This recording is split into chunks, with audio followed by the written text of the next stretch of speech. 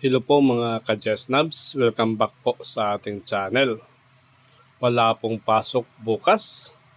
Opo, tama po ang dinig ninyo. Wala pong pasok bukas sa iba't ibang lugar, At saka sa iba't ibang mga rason.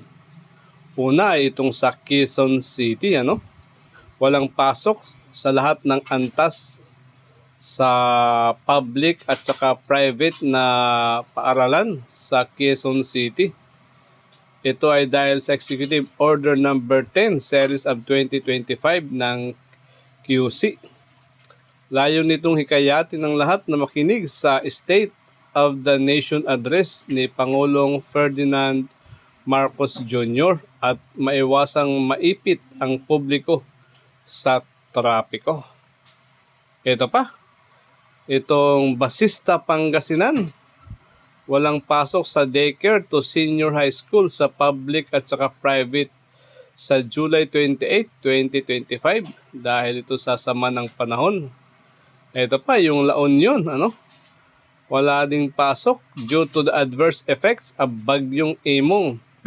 Face-to-face classes at all levels sa public and private schools ay suspendedo sa July 28, 2025. Yung college levels naman ay pwedeng mag-shift sa asynchronous modality.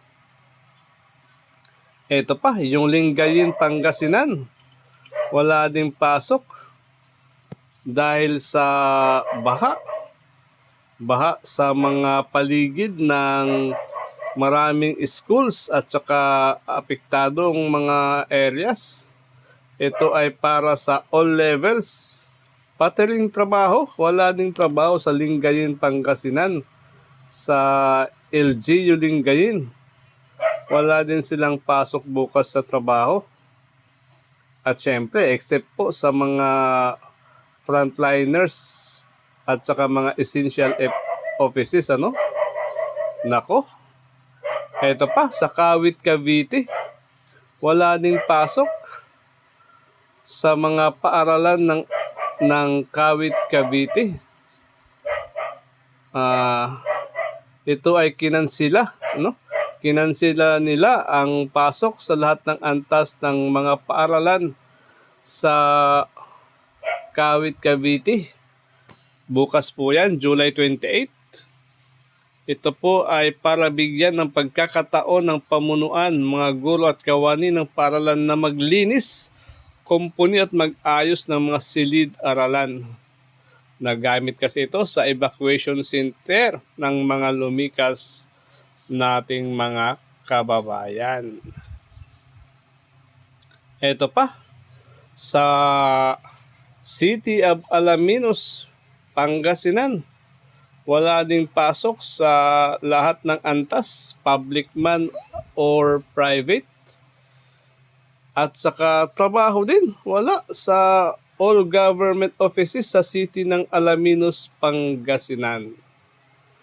Pati yung Anda, Pangasinan, suspendedo ang klase sa lahat ng antas.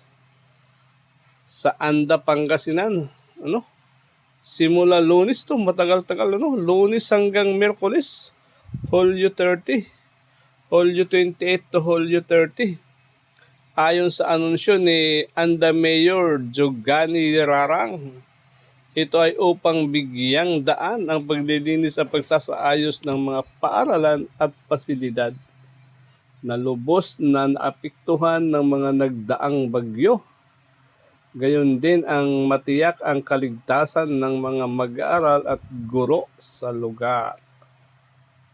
Ito pa, sa Bani, Pangasinan, suspendido rin ang face-to-face classes sa lahat ng antas sa publiko, pampubliko at pribadong paaralan sa Bani, Pangasinan. Ito, simula bukas, Lunes, July 28 hanggang Biyernes, 1 week sila, dahil sa epekto ng pananalasa ng Bagyong Imong. Ito ay ayon kay Bani Vice Mayor Gwen Palafox Yamamoto. Ang suspensyon ay magbibigay daan para matiyak ang kaligtasan at integridad ng mga school building sa bayan. Nako, napakahirap talaga pag kayo ay binabagyo. Buti at meron tayong mga magagaling na mga LGU leaders. Madaling magpa-suspended kagad ng pasok. Mga ka-Jesnabs, hanggang dito na lang. Thank you for having me. Bye-bye!